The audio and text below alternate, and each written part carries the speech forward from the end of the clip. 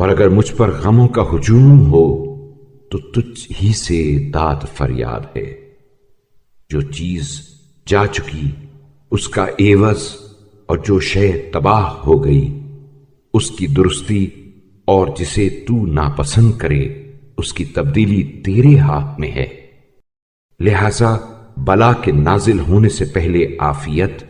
مانگنے سے پہلے خوشحالی، اور گمراہی سے پہلے ہدایت سے مجھ پر احسان فرما، اور لوگوں کی سخت و درست باتوں کے رنج سے محفوظ رکھ، اور قیامت کے دن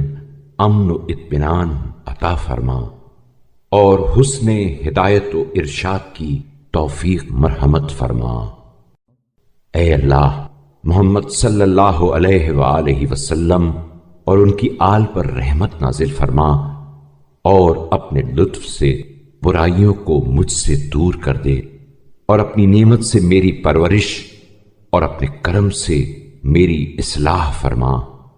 اور اپنے فضل و احسان سے جسمانی و نفسانی امراض سے میرا مداوا کر۔ مجھے اپنی رحمت کے سائے میں جگا دے، اور اپنی رضامندی میں ڈھانپ لے، اور جب امور مشتبہ ہو جائیں تو جو ان میں زیادہ قرین ثواب ہو، اور جب اعمال میں اشتباہ واقع ہو جائے تو جو ان میں پاکیزہ تر ہو، اور جب مذاہب میں اختلاف پڑ جائے تو جو ان میں پسندیدہ تر ہو اس پر عمل پیرا ہونے کی توفیق عطا فرما۔ اے اللہ، محمد صلی اللہ علیہ وآلہ وسلم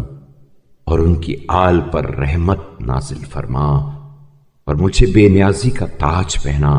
اور متعلقہ کاموں اور احسن طریق سے انجام دینے پر مامور فرما۔